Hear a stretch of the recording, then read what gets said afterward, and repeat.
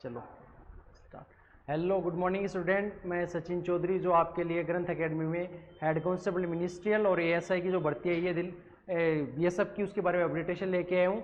जो 1526 पदों पे भर्ती आई है हेड कांस्टेबल मिनिस्ट्रियल और एएसआई की, इस भर्ती के अंदर आपके सीआईएसएफ और एसएसबी, आईटीबीपी, असम राइफल और इन जो मुख्य भर्तियाँ जो पैरामिलिट्री फोर्सेस के अंदर आती हैं सीएपीएफ के अंदर, उनके बारे में ये भर्ती है। तो इसका अपडेटेशन हम आपको अभी आगे बताते हैं।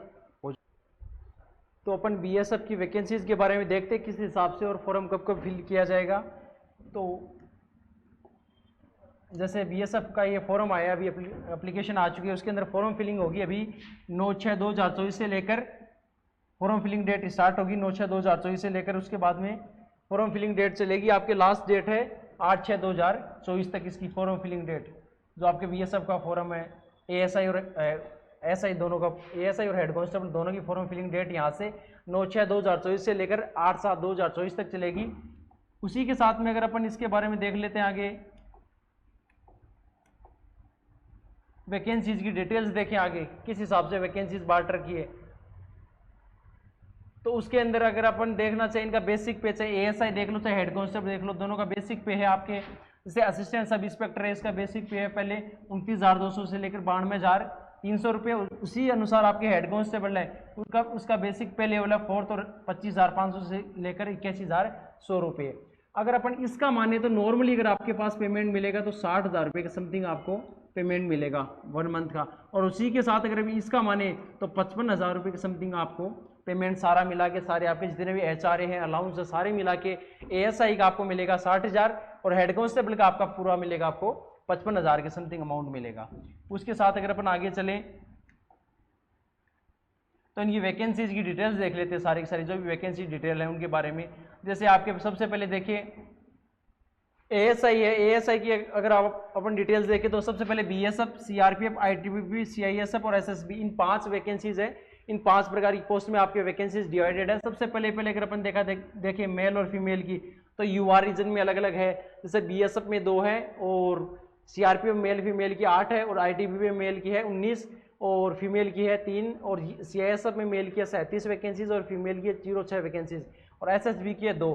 अगर इनके अपन टोटल की बात करें तो वैकेंसीज 17 वैकेंसीज टोटल है आपके इसके अंदर बीएसएफ के अंदर मेल फीमेल की। उसी के साथ में मेल फीमेल की सीआरपीएफ में 21 और मेल फीमेल की आपके आईटीबीपी में है 56 और उसी के साथ में आपके सीआईएसएफ में टोटल 146 वैकेंसीज और एसएसबी में है टोटल 3 वैकेंसीज। अगर इनको आप टोटल करोगे तो ये टोटल सारी वैकेंसीज हो जाएंगी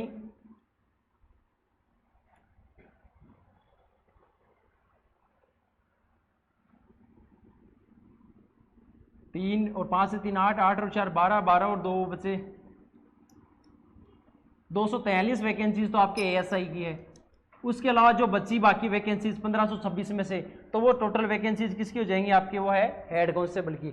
ये है सारी आपके हेड कांस्टेबल की वैकेंसीज, जिस हिसाब से आप देखना चाहो ये है हेड कांस्टेबल की वैकेंसीज सारी की सारी। हेड कांस्टेबल में देखो तो बीएसएफ देख लो, चाहे सीआरपीएफ, आईटीबीपी, सीआईएसएफ, एसएसबी और असम राइफल, इन सब की वैकेंसीज अगर अपन देखना चाहिए 302 तो टोटल वैकेंसीज है आपके बीएसएफ की। उसके अलावा सीआरपीएफ की है, आईटीबीपी की है वैकेंसीज, सीआईएसएफ रही इसके साथ में।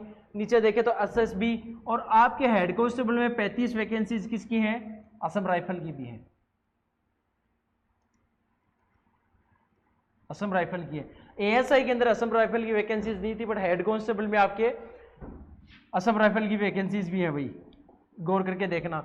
उसके अलावा अगर अपन आगे देखना चाहिए इस वैकेंसीज के बारे में, तो इनके बारे में अलग अलग एज रिलैक्सेशन भी दे रखा है आपको। जैसे जो भी मुख्यतः जो बच्चे हैं एससी एसटी से बिलोंग करते हैं उनको 5 साल का एज रिलैक्सेशन है। इनकी एज फॉर्म फिलिंग एज है 18 से लेकर 25 एज तक के, और एज काउंट होगी 1/8/2024 से, 1 अगस्त 2024 से बाद में जो एज है वो एज काउंट होगी 18 से लेकर 25 तक, जिसके अंदर आपके अगर एससी एसटी को माने तो 5 साल की छूट है। तो एससी एसटी का तो बच्चा टोटल फॉर्म फिलिंग कर सकता है जो 30 ईयर तक का हो। उसके साथ में अगर अपन देखें ओबीसी का बच्चा, तो वो अगर 3 साल और ऐड करते हो 28 साल का हो, तब तक एएसआई और हेड कांस्टेबल के फॉर्म फिलिंग कर सकता है। उसी के साथ में एक्स सर्विसमैन है तो उसके लिए भी 3 साल का एज रिलैक्सेशन है। आगे देखें तो सेंट्रल गवर्नमेंट सर्वेंट्स को ही रहा है तो उसके लिए भी 3 साल का एज रिलैक्सेशन है।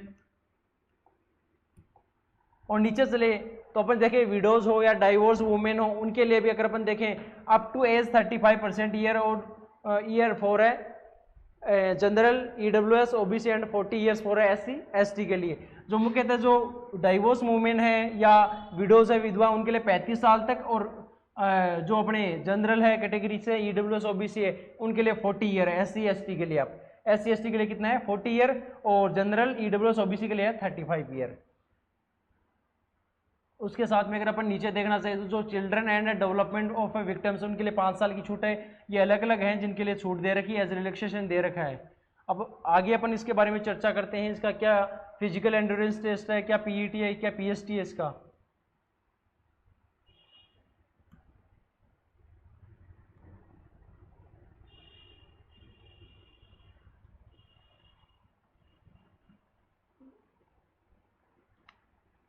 देखो अप्लाई वाले सेक्शन में देखिए, अप्लाई के अंदर आपको सबसे पहले इसके अंदर दे रखा है वन टाइम रजिस्ट्रेशन। सबसे पहले तो आपको BSF की वापस साइट पे जाके OTR बनना होगा, वन टाइम रजिस्ट्रेशन।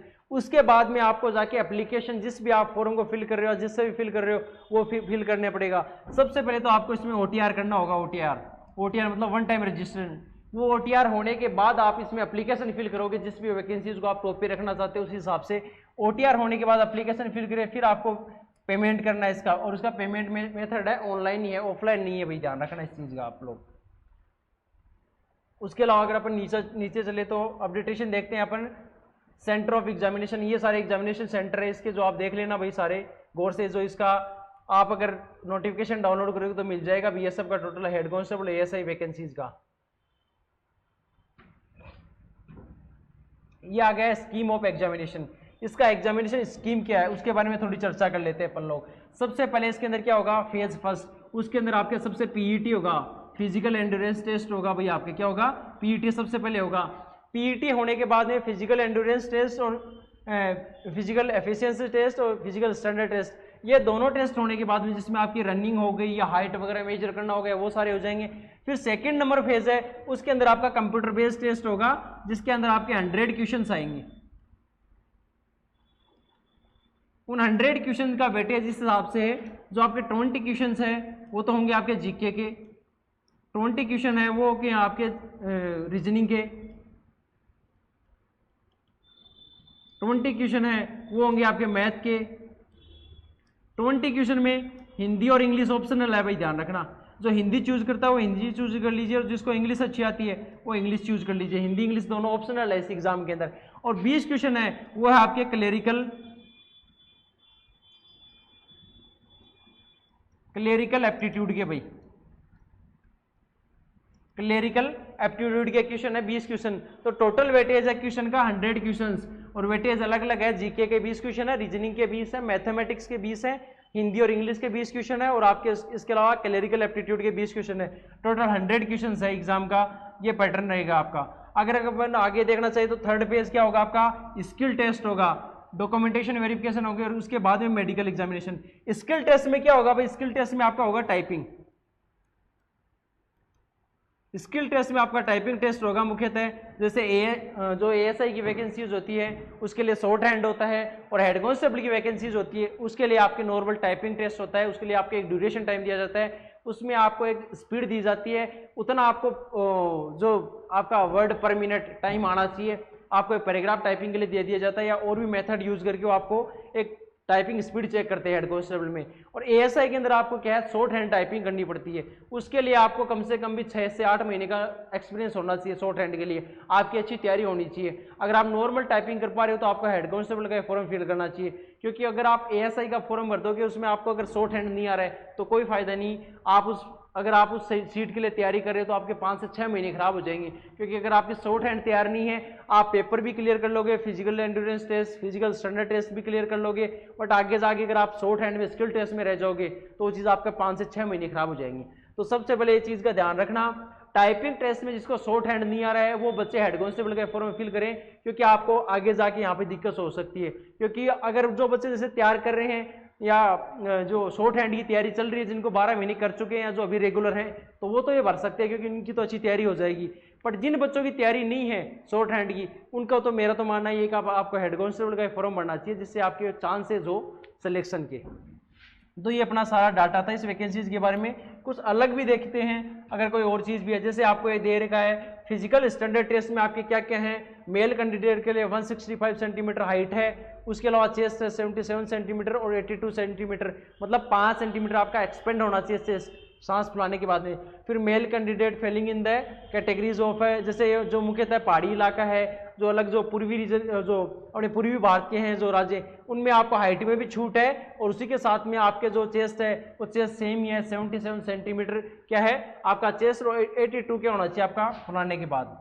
अगर आप नीचे देखना चाहें जो मेल कैंडिडेट है बिलोंग टू शेड्यूल ट्राइब्स, जो अपने मुख्यतः एससी से बिलोंग करते हैं, उनके लिए हाइट में छूट है और उनके लिए जो अपना चेस्ट है वो 76 तो होना चाहिए नॉर्मल और 81 होना चाहिए फुलाने के बाद। और उसके अलावा फीमेल है, फीमेल की हाइट भी देख लेना, जो नॉर्मल फीमेल्स है उनके लिए 155 सेंटीमीटर होनी चाहिए और जो फीमेल कैंडिडेट है जो पहाड़ी इलाके से बिलोंग कर रहे हैं या पूर्वी भारत से जो बिलोंग कर रहे हैं, कुछ राज्यों को छूट है तो वहाँ से 150 सेंटीमीटर आपकी हाइट मिनिमम होनी चाहिए, ये देख लीजिए भाई। उसके अलावा अगर आप देखना चाहिए फिजिकल एफिशिएंसी टेस्ट होगा बच्चों का, उसके अंदर जो मेल कैंडिडेट है उनके लिए 1600 मीटर की दौड़ होगी, वो आपको कितने टाइम में क्लियर करनी होगी भाई? 1600 मीटर की दौड़ है वो आपको क्लियर करनी होगी 6 मिनट के अंदर। कितने में? 6 मिनट एंड 30 सेकंड में क्लियर करनी होगी क्या चीज आपको? 1600 मीटर की दौड़ बॉयज को।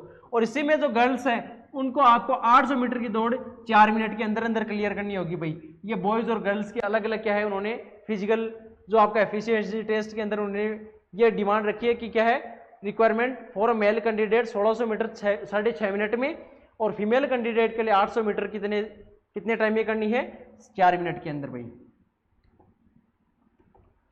अब नीचे देखते हैं कुछ डाटा और अगर आपके लिए इंपॉर्टेंट हो इसके अंदर, तो मुख्यतः अगर अपन देखना चाहिए तो यही है। फिर आपका ये हो गया सीबीटी टेस्ट मुख्यतः, जिसके बारे में पहले चर्चा भी करके आ चुका हूं। सीबीटी टेस्ट होगा वो आपका कितने टाइम का होगा? 1 आवर। कितने टाइम का होगा? 1 आवर एंड 40 मिनट्स। कितने का होगा? 1 आवर एंड 40 मिनट्स, जिसके अंदर आपके मुख्यतः कितना क्या क्या पार्ट आएगा? आपके 20 क्वेश्चन हिंदी और इंग्लिश के आएंगे, ऑप्शनल है भाई, जो आप चूज करना चाहो। हिंदी चूज करोगे तो हिंदी के 20 क्वेश्चन मिलेंगे, इंग्लिश चूज करो तो इंग्लिश के। जनरल इंटेलिजेंस रीजनिंग के 20 क्वेश्चन 20 नंबर के, उसी के साथ आपके जो मैथमेटिक्स के उसके 20 क्वेश्चन 20 नंबर के, और क्लरिकल एप्टीट्यूड उसके 20 क्वेश्चन 20 नंबर के, और साथ में कंप्यूटर नॉलेज जो आपको बेसिक नॉलेज होना चाहिए उसके 20 क्वेश्चन 20 नंबर के आएंगे इसके अंदर। टोटल क्वेश्चन है 100 क्वेश्चन है, 100 ही मार्क्स के है। टाइम मिलेगा 1 आवर और 40 मिनट, मतलब आपको 100 मिनट मिलेंगी। आपको 100 मिनट के अंदर 100 क्वेश्चन करने हैं भाई। ये क्या है इसका? 100 क्वेश्चन है, ये आपका एग्जाम पैटर्न है। क्या है? अलग अलग जो हिंदी इंग्लिश ऑप्शनल है, जनरल इंटेलिजेंस है, न्यूमेरिकल एप्टीट्यूड है, क्लरिकल एप्टीट्यूड है या कंप्यूटर नॉलेज है, इनका क्या है अलग अलग एग्जाम का पैटर्न है। ये देख लीजिए आप। उसके अलावा इसका सिलेबस है। मार्क्स में अगर अपन देखना चाहिए तो क्या है? Marks scored by candidate. ये देखो भाई, ये चीज पे गौर करना। Marks scored by candidate CBD will be normalise and as such normalise score will be used to determine final merit और and a cut off of marks. जो ये फाइनल मेरिट छुटेगी या जो होगी उसके अंदर ध्यान रखना भाई आपके नॉर्मलाइजेशन होगा। अलग अलग शिफ्ट में एग्जाम होगी तो उस अनुसार जिस शिफ्ट का एग्जाम इजी होगा उसके लिए कम नॉर्मलाइजेशन होगा, जिस शिफ्ट का एग्जाम हार्ड होगा उसके लिए अलग प्रकार का नॉर्मलाइजेशन होगा। उसका भी ध्यान रखना आप लोग भाई। तो ये क्या है आपका पूरा जो सीबीटी टेस्ट होगा कंप्यूटर बेस्ड टेस्ट, उसका सारा डाटा है। तो मेरे हिसाब से जो मुख्य मुख्य जानकारियां थी वो आपको पता चल चुकी है कि किस हिसाब से पेपर में क्या क्या आएगा, क्या क्या इन्होंने रिक्वायरमेंट रखी है। जैसे फिजिकल एंड्योरेंस टेस्ट में क्या रिक्वायरमेंट रखी है, फिजिकल एफिशिएंसी टेस्ट में क्या रखी है इन्होंने, वो सारा समझ में आएगा। पेपर में क्या क्या रहा है वो भी मेरे हिसाब से समझ में आ गया होगा। तो मैं तो आपको यही बोल रहा हूँ कि हमने जो मुख्यतः जो बच्चे जो भी तैयारी कर रहे हैं बीएसएफ में एएसआई और हेड कांस्टेबल, उनके लिए हमने रक्षक बेंच लॉन्च किया है, जिसके लिए आप हमसे यूट्यूब और हमारे ग्रंथ अकेडमी ऐप पे विजिट करें। और जिसमें भी जो मुख्यतः अपने टीचर अपना स्टाफ है उनसे आप देखें भाई किस हिसाब से पढ़ा रहे हैं और फिर अपना बैच लॉन्च करें। और मैं तो आपके लिए शुभकामनाएं दूंगा कि आपका जल्दी से जल्दी सिलेक्शन हो। जय हिंद, जय भारत।